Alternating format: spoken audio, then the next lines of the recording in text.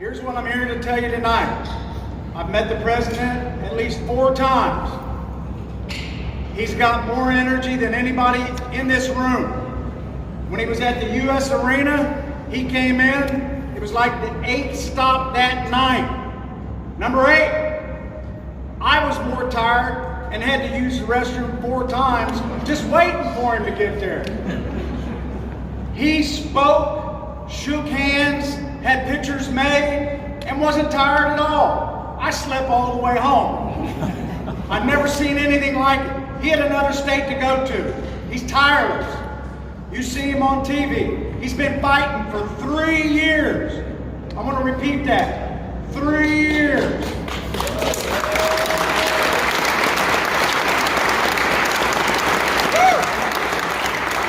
Hey, he never stops. Never. I feel sorry for the Secret Service guys. Because everywhere you see him going, they go a week or more before him. They're probably all divorced. I'm just saying. And the Senate and the Congress, we need them more than we've ever needed them before. We're fortunate here by the congressman that we have here. We need help. We need you. You're the bosses. We gotta stand strong. I've been to the border 3 times. The border's a mess. I was doing border stuff before the president came along. We're doing what we need to do. If you think it doesn't affect you, my jail is full of illegals that are in my jail. Somebody asked me, when you have these illegals in your jail, how do they affect me? Here's how it affects you. They drive without driver's license. They take jobs away from you. They go to our schools. They come in. They have to have interpreters. This country's a great place to live. We all came from somewhere. The president's doing the right thing. We've got to get these people in here legally.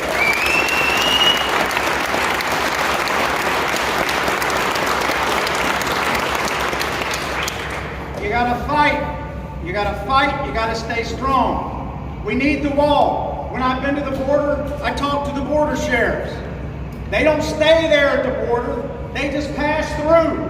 They're coming here. They're coming for our benefits, our jobs, our hospital care, babies that are born here. America's the greatest place in the world to live. The president has these issues. I am law enforcement. I'm your last line of defense, law enforcement. We're here when you sleep. We're here to protect you. We're here to fight for you. Our president loves the police. Hey.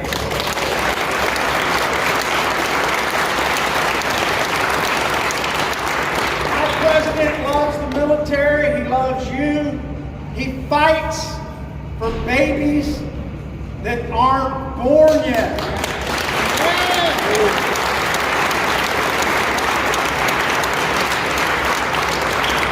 Ronald Reagan had a saying.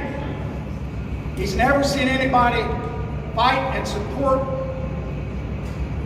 for abortion that wasn't already born. So that's a point to remember. They've already been born. You got West Virginia, where they're fighting. The governor there says babies can be born and they can be killed immediately if the mother decides that. If that ever happens in this county, I will arrest them for murder. Just so you know.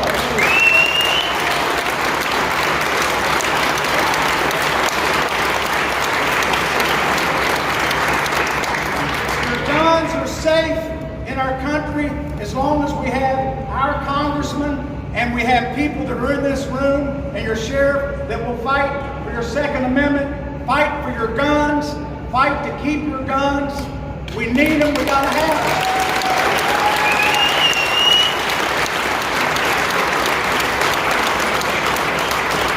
President Trump loves the sheriff. He loves the police. He's not going to take your guns. He's going to be right where we need to get. He's going to appoint Supreme Court justices for all of us. Think about that. We need 4 more years out of him plus the year he's here. Now, I'm going to do my part.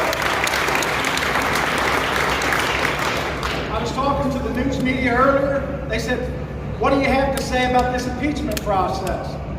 I said, hell, I want them to impeach me. It's an honor to be impeached. Our President of the United States has been impeached by a group of people that don't give two craps who we are, the people that hired him and put him here. Us.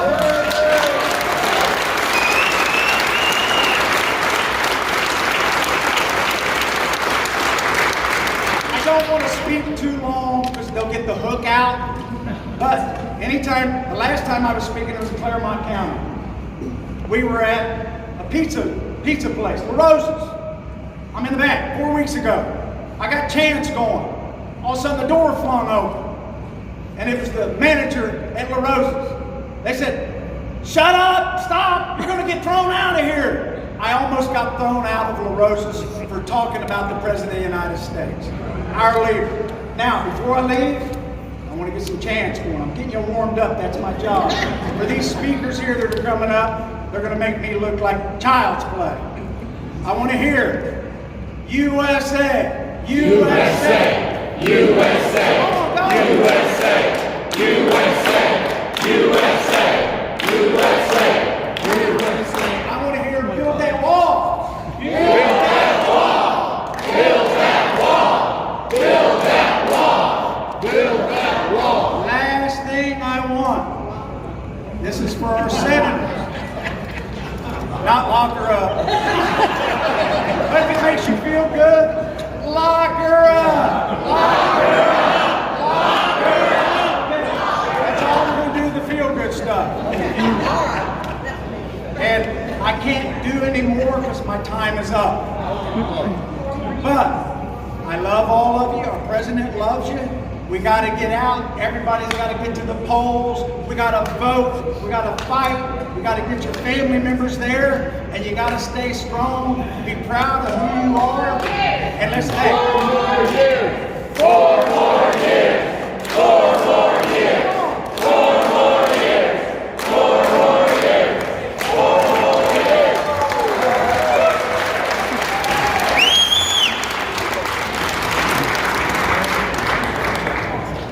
I believe he said 2 years, but it has not been that long, but we're getting close. So, State Representative George Lang. Thank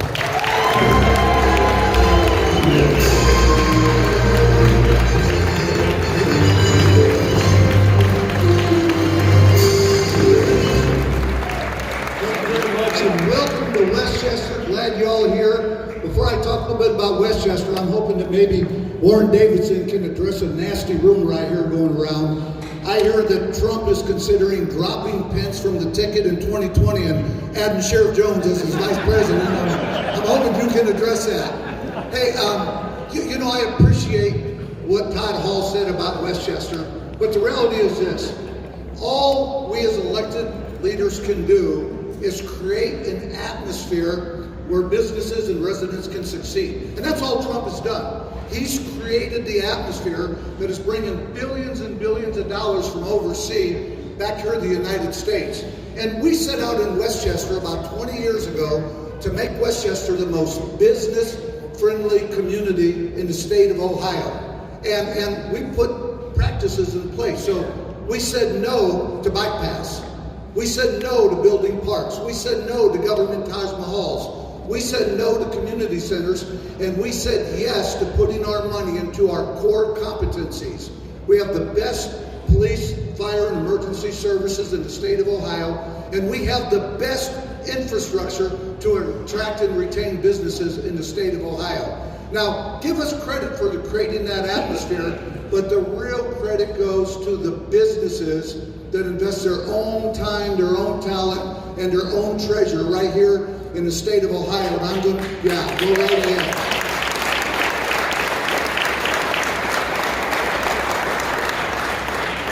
I'm going to talk about one of those businesses in a second. But before I do that, when I got sworn in as state representative, people were worried that with me off that board, that we may get some more liberals on that board and we would be heading in the wrong direction. But I'm telling you, under the leadership of Mark Welch and Ann Becker, you can count that Westchester will continue to put business first.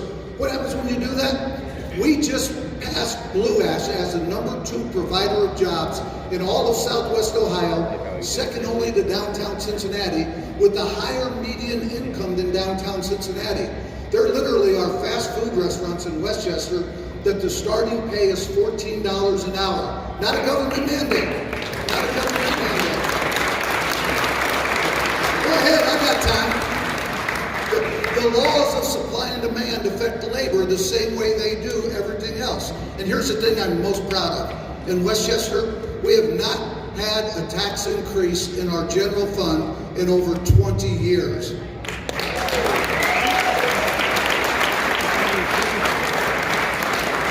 Now, to put that with the fact that we're located in Butler County, and I'm so proud of our trustees. I know our commissioners, Commissioner Dixon, Commissioner Rogers are here tonight, but Commissioner Carpenter is a big part of this. This year, we will become the only county in the state of Ohio that is debt-free.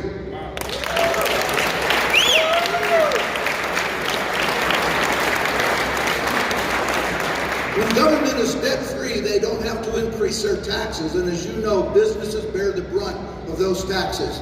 Let me share a little bit about a very special business here in Westchester, just to illustrate the spirit of the people that are behind what we're doing in Westchester. This is a company that started in 1946, right here in Westchester, and they are the advanced composite leader in the aerospace industry. Anytime you look up in the sky and you see something flying overhead, whether it's a helicopter or a plane, or soon to be a rocket on its way to Mars, you can bet that CTL Aerospace has their fingerprints on that.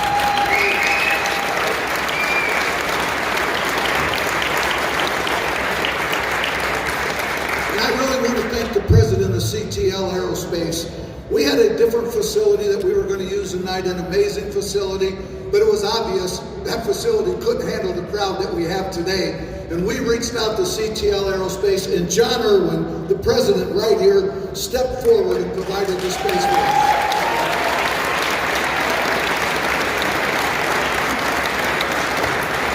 I want to let you in on a little secret.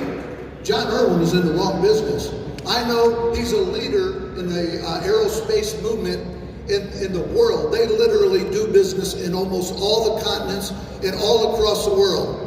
But he's in the wrong business. You see, as amazing as he is as an engineer in the work they're doing here, he really should be in sales. And I have proof positive that I'm going to show you that is indisputable, it's irrefutable, and it is empirical that he's the greatest salesperson in the world. I want you all to meet his wife, Jill.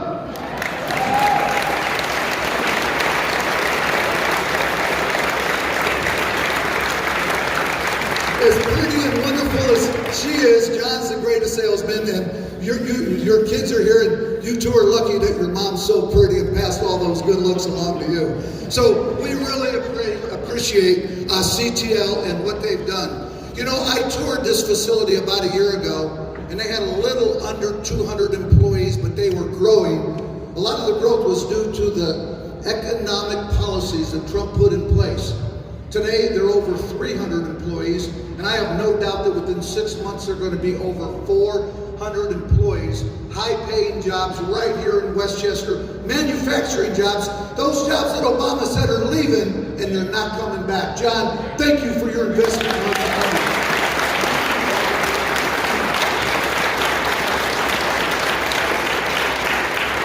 As it relates to those jobs, I had a representative from Pfizer Pharmaceuticals in my office about 6 months ago, and he told me this. He said Pfizer is authorized $5 billion of money to be repatriated from overseas into America. The sole purpose of that money to build manufacturing facilities in America. Then he said this, the only place we are even considering in Ohio is Butler County because of the pro-business atmosphere that you have here. Think of the jobs those will bring if Butler County gets selected. When you put business first, everything else works. I believe when our forefathers founded this country, they had a vision of Donald Trump one day being our president. You see, our forefathers believed in the power of the individual, not the power of the collective. They left Europe to come here and start a new concept the power of the individual over the power of the collective.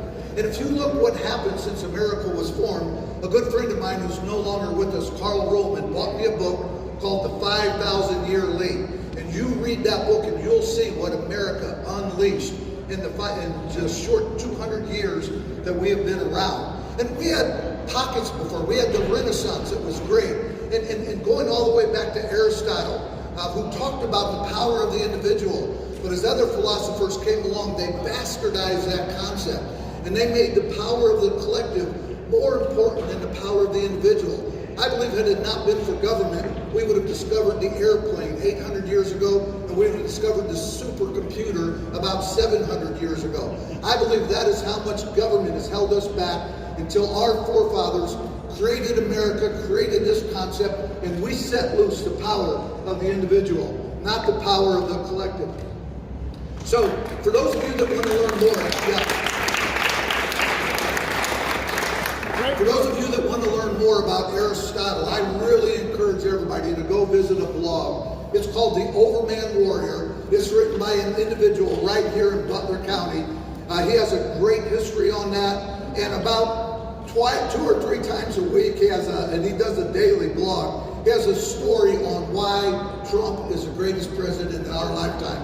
So everybody remember that. Overman Warrior. Go to that blog and subscribe to his daily newsletter that he puts out. You will not be sorry about that. So, let's talk a little bit about America. Our fathers had this plan on the power of the individual, but liberals came along. And I believe it really started with Woodrow Wilson. No, the power of the collective. And as my friend Chris Winterberg likes to talk about, us conservatives, we're so busy creating and producing. The liberals are there, taking a little bit of our freedom, a little bit of our rights. So small we don't even notice it. And then all of a sudden we wake up and it's like, wow, what happened? And we wake up and we fight back. The liberals want to take over America the same way you boil a frog. You all know how to boil a frog? If you take a frog and throw him in a pot of boiling water, he's going to jump right out of there. Debbie and I lived in Arkansas about 30 years ago, and we learned how they do it down south. You put the frog in the water before you turn the heat on. And then you turn the heat on and it gets a little cozy and a little comfy, and frog kind of thinks he's in a hot tub, and before you know it, the frog takes a nap, and well, he wakes up dead. We have to make sure that we as conservatives don't one day take our eye off the ball so long that we wake up dead. And that's exactly what the liberals are hoping for. So we have to make sure we don't let that happen. And why is Westchester and Butler County so important for the Trump movement? 2016, this is where it all began. This is where it all started. We got on the Trump train before anybody else in the state did. Mark Welch was part of that team, myself, Randy Simmons, Barry Rydell, Joe Statzer was a big part of that. Mary was a big part of that. Did I miss somebody, Nancy? Mark Murphy was a big part of that. We opened a Trump headquarters with our own money right here in Butler County when the rest of the state was still standing with Kasich. We didn't have any signs, we didn't have any shirts, we didn't have any hats. We bought them with our own money, and as people came in to pick them up, we charged them for the stuff so we could buy more. And we were shocked that people were willing to pay. The whole movement started right here in Westchester, spread throughout the Butler County, and we were able to deliver the largest vote plurality in the state of Ohio, right here in Butler County.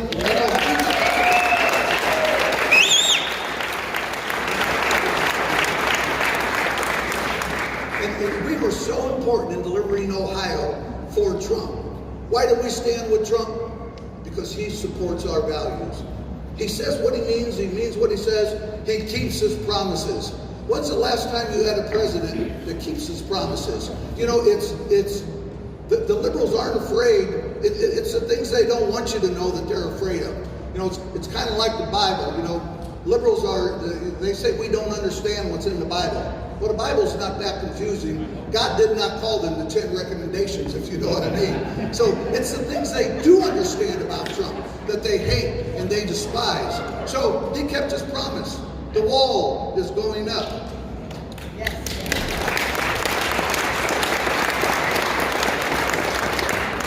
Regulatory reform groups, things put in place by our liberals that are driving our businesses overseas. Our businesses aren't going overseas because they want to, they're going overseas because the environment allows them to make more money. Taxation, what Trump has done to taxation, he has put our economy on a rocket to the top.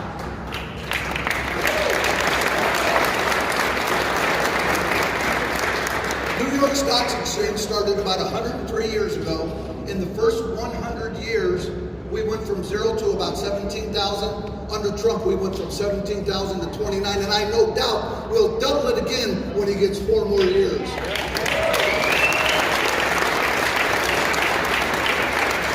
But Trump really supports our values. Second Amendment, when he got the endorsement of the NRA, that's when I knew he was our guy.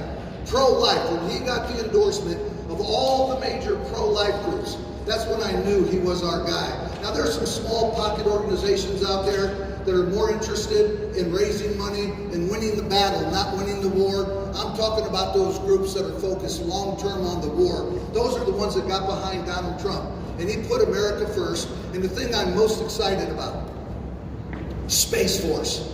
Now, the liberals laugh at that. But if you look at what happened when we went to the moon, the economy that was driven by the private sector from the technologies that we brought back, I'm telling you, Space Force is going to change our world for the next 100 years. And one other thing, I see Art Sauerwein over there, the ladies from the Tea Party, Pam Chairs, they were all there from the beginning with Trump too. But there's one person that I'm really, really proud of, and that's our Congressman Warren Davidson.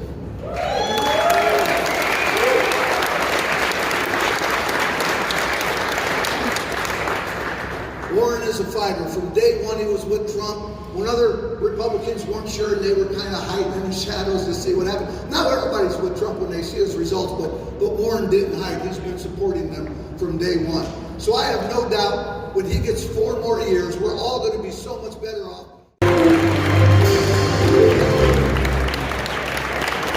Thanks a lot. Thanks so much for such a warm reception. And, you know, I'm thinking about all the people standing there as we're sitting down. Thanks for all the endurance. And I'll tell you, it's fitting because this is going to be a bit of an endurance race. And you think about what it takes. You know, the president created this great iconic slogan, Make America Great Again. What I really think we need to do is keep making America great. Because you can tell the difference it makes. You think about what a difference it makes. Go back 4 years ago now. It was the campaign cycle. 4 years ago, we had the 2016 campaign going on. And we had people, you know, sneering condescension coming from the coast.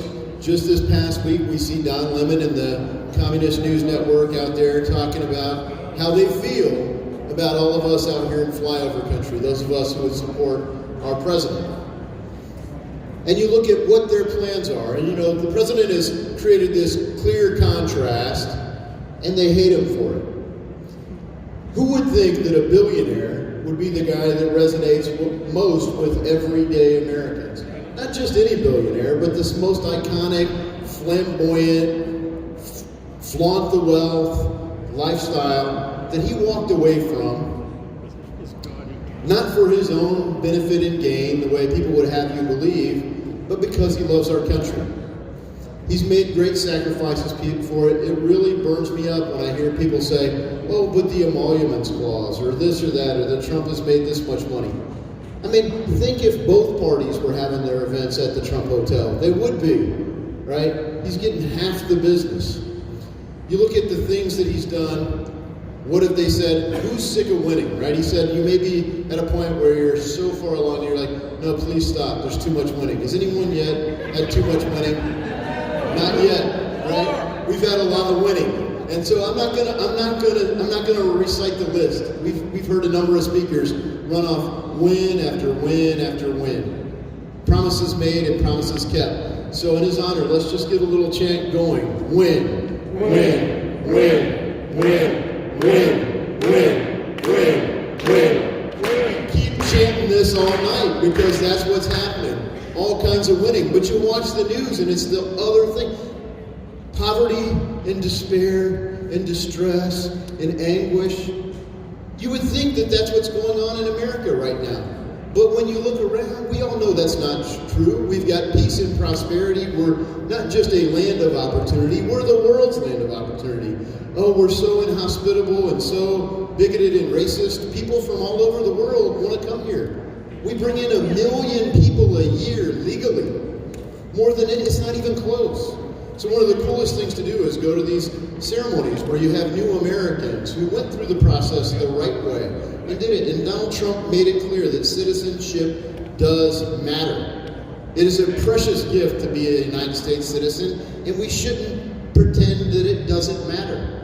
And that's exactly what the open borders people would have us do. They play on things like some of our unfortunate past where, America wasn't created equal for everyone. We went through a sad history. And then they make that same language to say that America's not even supposed to have a border or ICE or anything else. And that's all in an effort to move this country to something Donald Trump has promised in last year's State of the Union. The United States of America will never be a socialist country.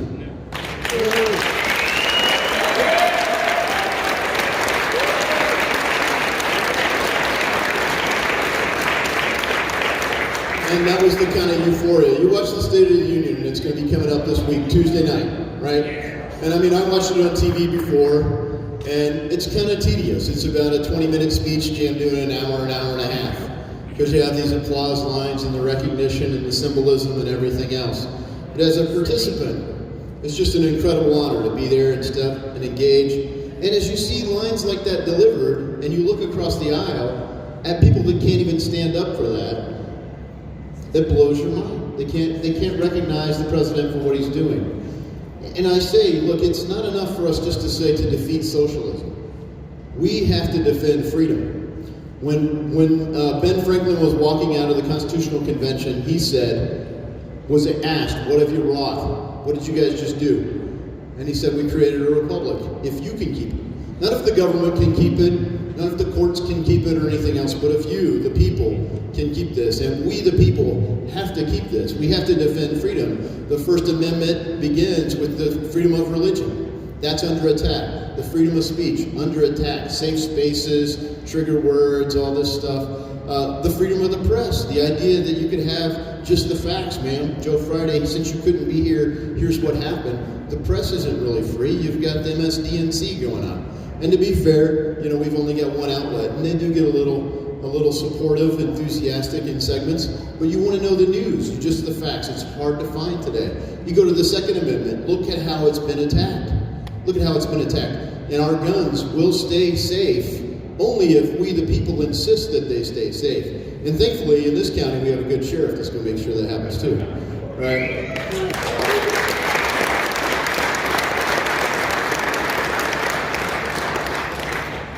But when you look, even you go through the third, the fourth, the right to privacy, that's shamelessly under attack by all fronts. People trying to, you have no sense of privacy, that's under attack. Due process, look at the due process that Donald Trump has received in the courts. And you think if they could do that to the President of the United States, who wouldn't they do it to?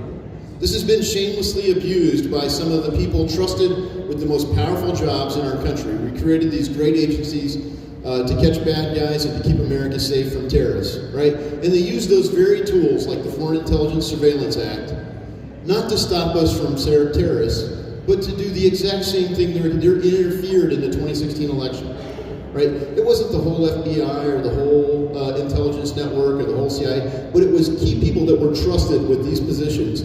And they abused their access to these great tools that our great nation built to keep us safe, to try to stop Donald Trump from being our president. And then once he was our president, to try to keep him from continuing to be our president.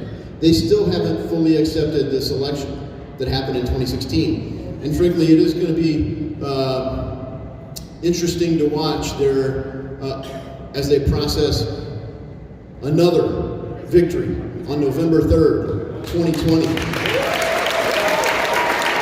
4 more years, right?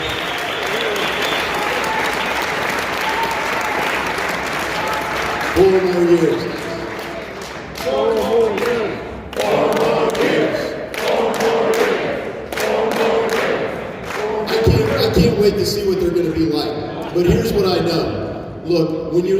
Scripture and you read the good book, very rarely does God use a majority, right? He doesn't need a majority, he's God. But he does use good and faithful people. And we need good and faithful people. So let us, each and every one, be good and faithful people. But let's look at the House of Representatives. Unlike God, we need a majority, right? We need it. We're not going to get this agenda changed with Nancy Pelosi holding the Speaker's gavel. We're not going to get this agenda changed with Maxine Waters being the chairwoman of the House Financial Services Committee, right? This time when we get on offense, as Republicans, we got to play offense. We got to do what we said.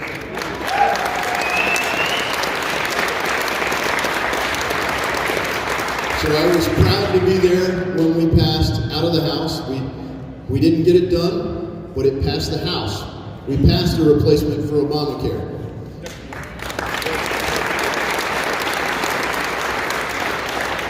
We passed 16 congressional review acts that helped the president repeal more regulations than any other president ever. We passed historic tax reform that has our economy humming.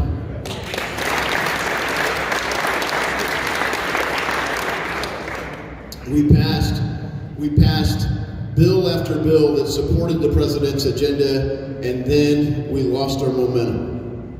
Why did we lose our momentum? Everyone started worrying and getting concerned about the 2018 elections.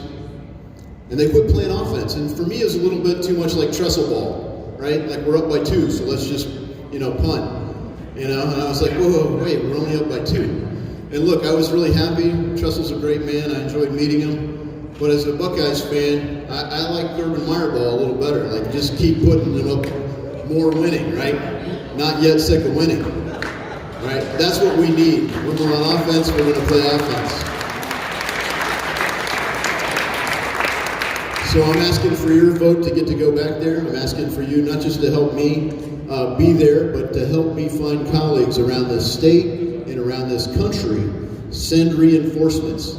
We have to have a majority, and we have to have a majority that matters, that is ready to play offense so that we can win.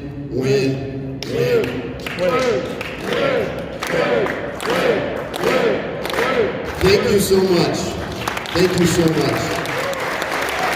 Thank you in advance. God bless you all.